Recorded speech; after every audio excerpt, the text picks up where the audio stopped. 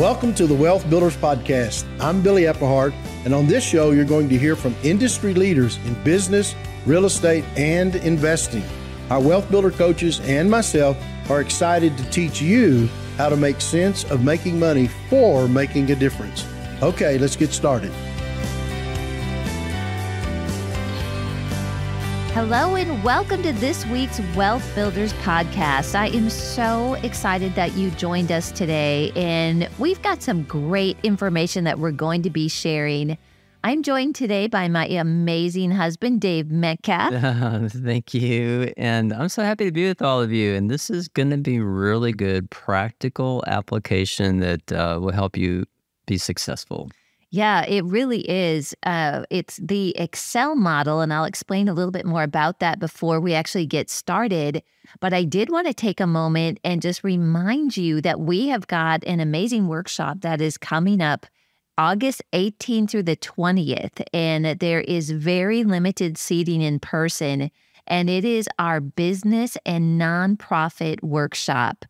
We started this sort of the version that we are doing right now, including nonprofits, because so many businesses have a heart for ministry or nonprofit. Mm-hmm. And there's a lot of connection between nonprofit and for-profit businesses. Actually, they can be connected, which Billy will talk about a lot at the workshop. But I just want to encourage you that if you have a business, even if you're in real estate and you are scaling it up, this is really an amazing workshop. Again, it's August 18th through the 20th, and you can register for this at wealthbuilders.org/events. And the theme, I don't think I've even told you this yet, Dave, but the theme this year is Run with Vision. And I think that's really powerful. The team, we got together and we're really pressing into what we are hearing from all of you.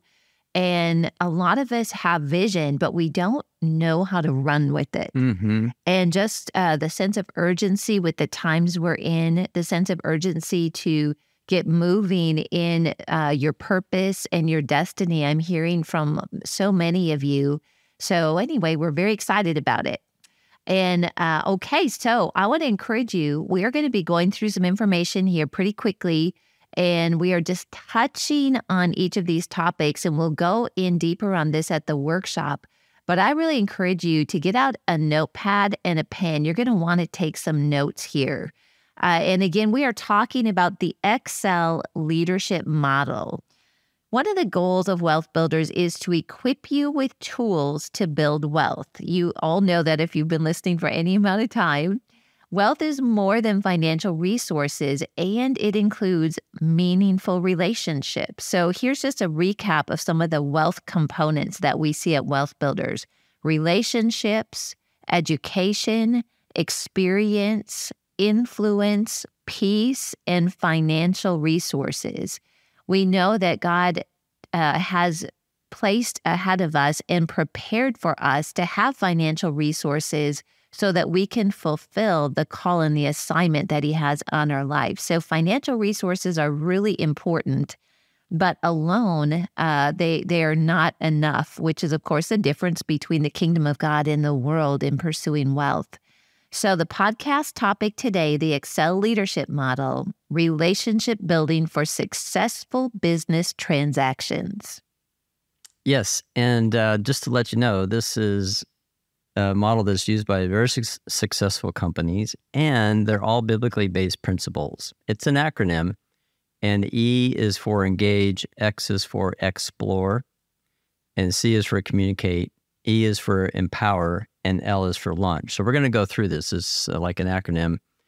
And to set it up, because it's called the leadership model, when you're leading a business, even if you're leading yourself, maybe you don't have which we need to do. You don't have employees. Well, a leader actually needs to be safe, and they need to create a safe environment for people to thrive. And when you do get employees, that's where people like to be, is with people that they feel like they can thrive. And part of that is the internal quality that the leader develops. And the leader does that by building relational capacity. So relational capacity is essentially the capacity that a relationship has to withstand the struggles and issues of life.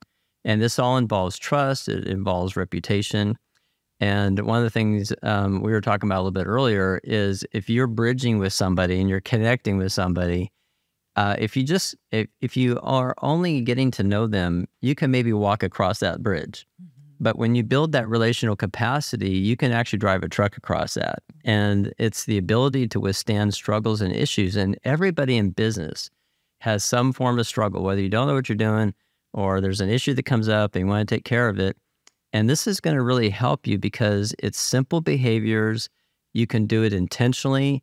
And somebody might say, well, that's not really me. Like, it doesn't feel natural. Well, just do it a couple times and it will feel natural. So all these things we're going to talk about, you might think, oh, that's not really me, but it can be you. It can be. And sometimes the way that we approach it isn't the way that somebody else, you kind of have to find your place. Right. You know, how do I communicate this in a way that's comfortable for me? And it might not sound like you, right? Yeah. And that's like the beauty of it. The principles are there. And we find that place that really sounds like our voice. And of course, that we can believe in what we're saying. Yeah. And we're wanting to help leaders get to the top of their game. We are. And reaching the top of your mountain does not just fall on your head. It is an intentional climb. The Hebrew word for excel is yatir and means to rise up beyond others. Mediocre, on the other hand, means halfway up the mountain. You know, when you were talking about this being a tool or a way to solve problems, in that all businesses, ministries, anything has problems to solve. One of the things that Billy was saying when we were visiting with him and Becky one night, he was talking about when people hit like struggles or they hit problems in their business, so many people quit instead of pressing through. And that's really the difference between people that are able to really make it and have a business that is a big impact and people that do just what we described. They kind of stop halfway up the mountain. Mm-hmm. So it's important to know that just because you run into problems, that is not a sign that you are on the wrong path. It's actually often just, it comes with the territory, but it's kind of a sign at times that you're on the right path. But the good news is that God always gives us a way to overcome those problems and those obstacles. Absolutely, because like abundance comes with responsibility. It does. If you haven't had abundance before and you're experiencing that, you got to realize that there's responsibilities that come with that abundance, or there's responsibilities that come with privilege. So, yes. Yeah, we were listening to Joyce Meyer one morning talk about this, and we both looked at each other as like, oh my goodness, that makes sense, because we want things, right? We want the privilege, but if you don't understand, you're going to have to handle responsibility. Exactly. Yeah, like she wanted a bigger house. Yes. But she didn't want the responsibility of cleaning it. Right. So it's all of a sudden, oh, you mean I have to clean this house? Yeah. Or we want 10 properties, but what? We have to like respond to the, the people staying in our properties? Wait, I wanted employees, but I have to have an employee handbook? Yes. I have to onboard them. Can't they just come with everything and know it all and they do a perfect job? Oh my goodness. Yeah. Okay. We've been there, right? All right. So the Excel leadership model is a way to rise up beyond other organizations in terms of building relational capacity and increasing performance. Yes. Okay. So we're going to start right off with the first one is E is engage. And that's essentially how you meet and greet people. This is essential because it really sets up the beginning of how you draw a person in, how you connect to a person, and you're essentially being aware so that you're either positive or you're affirming or you're welcoming them into your space or into your day or into the conversation. And that's what helps in this part of engage. Yeah, this was something I learned in banking. I mean, I worked a lot of different jobs, fast food, whatever. You have to greet people. But in banking, it was really important. And it was something that when I was managing, I actually managed a $50 million branch office when I was 25 years old. I was the youngest in like the history of the company. And I look back and it's like, wow, I can't even believe that they entrusted me to that. But it went really well. But one of the things that I remember talking to my team about is that as soon as somebody starts walking in the door, someone needs to stand up and greet them. Mm-hmm. And it was actually somewhat of a safety thing with a bank, but it was also a way for us to set ourselves apart. And if someone was coming in to check us out for the first time, or maybe it was someone that was coming in that's banking with us, it's a way that we could actually like tell them we value them and that we see them. Everybody wants to be seen and that they're important to us. And when I look back on those years, I had customers that were with me for years. And a lot of that started with the first time that they came in, that I engaged with them, just like you're talking about, visited with them, smiled, and they felt good about being around me. And you know, that's something that transcends into any type of business, ministry, real estate transaction, anything. It does. I can just imagine, like you walk into the bank and our bank, the tellers right away like, hey, how can we help you? They're so friendly. Yes. Versus like trying to get their attention. Or the bank we left. Well, the bank. It's like, we won't mention that. Yeah. It's like, you're like, hey, I'm over here. Can you help us? Oh, like you're interrupting my day. Okay, the next one is X for explore, Xplore. This is really the second step because you've greeted them now, and now this is where you're getting in touch with actually where the person is personally or socially or emotionally. And if you're thinking business first, and generally this is actually with your employee, which is your customer as a leader, and or it might be a customer. But if you're wanting to do your own thing first, and you find out you're talking about your business, and then you find out in the conversation, oh, their dad passed away, then you're like, oh my gosh, I'm so sorry. Yes. So the explore part is finding out. It might be something really happy, like they had a baby in the family. There's some social event, a kid graduated this time of year. And it's part of that trust building, that relational capacity building, because you are getting in touch with them. And this is just really important. And the products and services that we have, they meet our customers' needs, but the skill that we need in exploring our group is like listening and attending or conveying or even being empathetic. Right. Or asking open-ended questions. Yeah, it's really true. I'm going to give two examples. One of them is if we're looking at something from the perspective of our employees, right?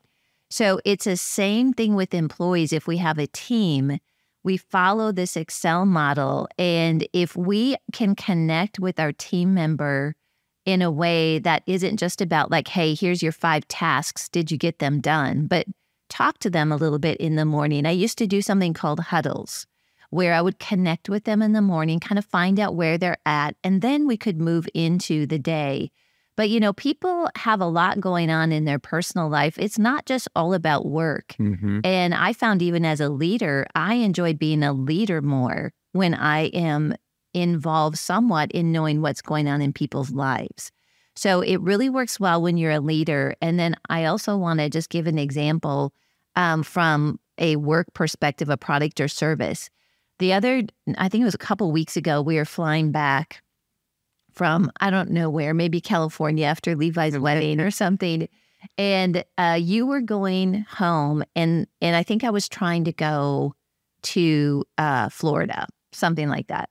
Anyway, the flight was delayed. We were actually on the tarmac for a long time, and people were missing flights. There's a lot of cancellations. And I had to go into the customer service area to be able to talk about how I could change my flight. So the lady came up to the counter and she was really frustrated, found out that she couldn't get out on a flight until the next day at noon. The employee did not ask the question, didn't even say, I'm so sorry, what did you have tomorrow? Didn't engage with her at all. Just was like, ma'am, there's nothing out until tomorrow at noon. Well, that just escalated the frustration of this lady. And so I actually ended up praying with her. I could just see like she was so beside herself. And I found out that she had a doctor appointment. She had a really big problem with her eye. Like she couldn't see. It was, I don't know what it was, glaucoma or something. And she had been out of work because of that for 2 years. And this caused her... It's an emergency. Yeah, it was an emergency, but caused her to be late to her new job. So she had to make a choice between... It was very, very important to her. And I just thought like, hey, if there would have been just a moment, right, where that employee would have found out what was behind it, showed some empathy, that whole conversation potentially could not have gone sideways. So anyway. That's a great example. And an example I thought of before we jump on to the next one is there are over 40 coaching clients with Wealth Builders. 60. 60. Oh my gosh. Well, that's over 40.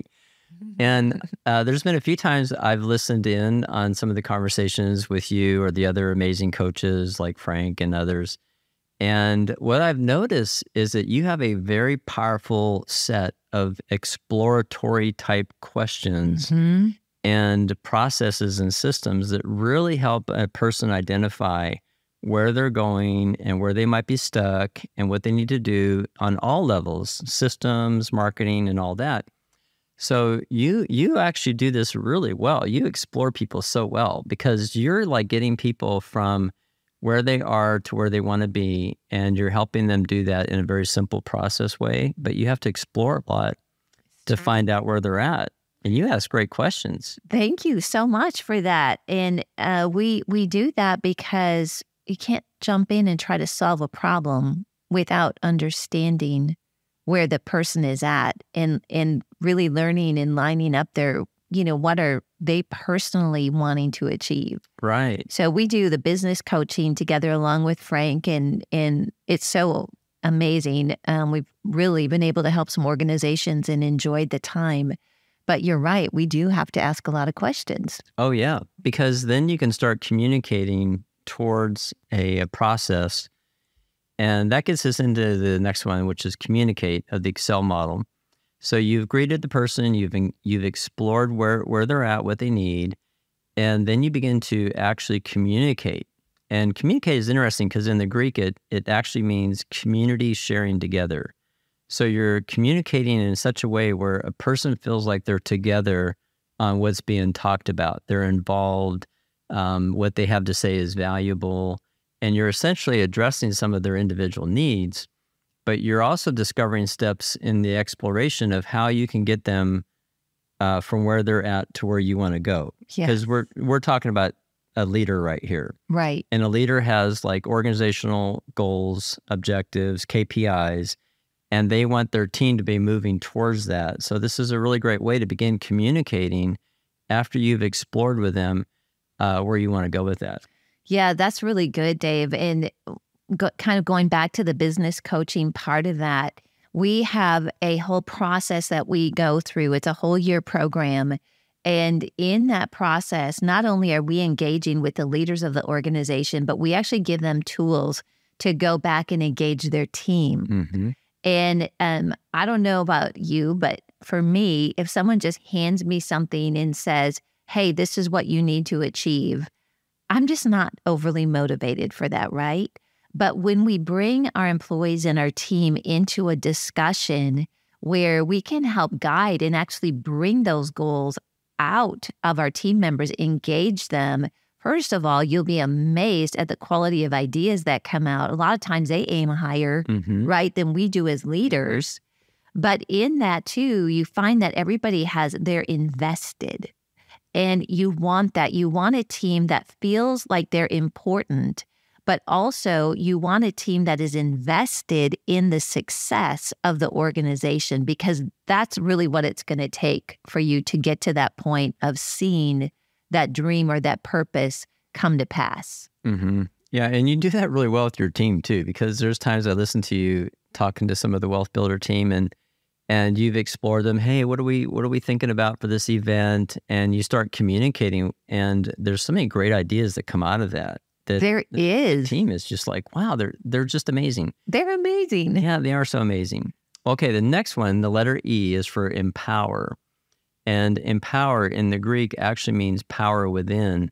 And one of the things that we want to do beyond information is we want to build the quality of the relationship of our employees and the people we work with so that they feel empowered to actually do something. And many times in an organization, sometimes people have responsibilities, but they have no authority. They have no empowerment. Yes. They can't make decisions. Yes, it's so frustrating, isn't it? When you're in that position. Yeah. Yeah. It kind of reminds me one time we were flying to Israel and we got into New York and we got stuck. And the person that was helping us make the reservation said, this is something I'm not supposed to do because it's like an upgraded process, but I'm going to go ahead and make the call and do it. And they were empowered to make the call. Yes. To make it happen. And we made our flight and we really appreciated that we didn't get lost in I can't make any decisions on that. I have no authority. I can't help you out because we're calling, hey, we need help. Yeah. And I think it's so important as people begin to gain ability to use and to do the things that they've been taught. There's also this possessing the skills of like, hey, I'm empowered to do this. Absolutely. And then in that empowerment, they even feel creative. They can I can do this and I can be creative. Yeah, it's such a good thing. Yeah, I've seen this. One of the main things I look for in an organization when we start to do coaching or consulting is I pay attention to if all of the information is kind of in one person's head or a group of people's head. And what I mean by that is if there's a department and in the employees, the way that they're functioning is they do a task, then they have to go back and ask the leader what's next, and they do another task. They come back and ask the leader what's next. That is really a poor environment for people that are motivated, that, want to contribute, because what happens is they can't do anything without coming to ask the leader. Well, in those cases, the leader is either not trained to be a leader, or they are like a fearful leader, or they have to be the center of attention on everything. They don't want to give up control. But what happens with that is that the people that you've hired and gone through this process to bring on really superstars will leave an organization like that quickly because of just what you're talking about. Mm-hmm. They have no authority or ability to work on their own, utilizing the gifts and talents that God has put in them. And it becomes very restricting and not a good environment. But on top of that, as a leader, you should really care about this, and as an organization, because you cannot scale when you've got an environment like that. If there's no systems, and that's the answer to it, you write down systems, you document, what it takes, you do the scope documents, which we go over all of this in the coaching, you put structure in place, and then you release your team to be able to work in a safe, you've got rails, around them. They're not going to, go off the cliff or something on something. But when they know that they've got the ability to make some decisions within those guidelines, my goodness, not only are they really happy, but you're so surprised as a leader, like, wow, I didn't even know that was in you. And then before you know it, you're starting to hit results. So that is really, really important, Dave. That's very important. And then the last one, here we are, the last one is L for launch. Now, the launch is really cool because that is the way that we actually wrap up or finish a conversation. And in the launching, we actually end what we're talking about, but we're sending. And it's the idea that people are being sent forth with some positivity, like they feel like there's momentum. They feel like there's a clear destination that they're going towards. Mm-hmm. And this is where it's like a liftoff, and it's really cool. We've been in Florida when the rockets have lifted off. Yes. And that rocket is going somewhere. Yeah. And you can see it during the day even. Yes. And you can feel the rumble. You can feel the sound. That may not happen in every conversation, but the point is the rocket is going somewhere. It's been launched. And as we help people, we're ending up a conversation. We've talked about getting commitments maybe from individuals based upon what we've discussed. Yeah. We all know where we're going, and then we encourage and we launch them off. Yeah, that's so good. That recap, and also that assurance, like that you have confidence in them, right? Like, hey, you're gonna do great with this. But also it's helpful in that where you document the follow-up, and then we do what's called like a weekly task meeting. And that's really encouraging too, because if we just send people off and they're excited to do it, but we never acknowledge or check back in that what we decided to do is done, it's kind of like robbing their satisfaction in a bit. And also what can happen is you can leave a meeting excited, we're launching you, but some people need a little follow-up. They might have questions as to how, things like that to be available. But I really like this with that liftoff and the analogy with the rocket, because they then also, and we feel like we are part of something great, right? And when they're empowered to go out, they actually go out like ready to hit it. And you don't have to sit and try to motivate them. They're already motivated. That's right. And there's times too that we ask a question like, is there anything you need from me? Yes. And that helps them launch. It does. Yeah. That's really good. Wow. This has been so good. This has been so good. There's actually a couple of things we've talked about that have reminded me like, hey, you know what? I think I need to take a closer look into this just as we talk about it. So, Dave, thanks so much for being a part of this. I'm just going to give a quick summary of Excel. E is engage, X is explore, C is communicate, E is empower, and L is launch. And we'll be covering more of this in the podcast. We don't have a lot of time to unpack these, but I hope we've given you a good idea. And I also just inspired you to take a look at the workshop that's coming up, the business and nonprofit, called Run with Vision. Again, you can go to wealthbuilders.org/events. This is a power-packed weekend. The feeling, the atmosphere, you might say, of this event last year was so sweet, so powerful. And there were so many just God connections made. And so it is about getting information, but it's also about connecting with people that are hearing that sound in the spirit and called to do something similar that you are called to do. You will not be disappointed. We're also adding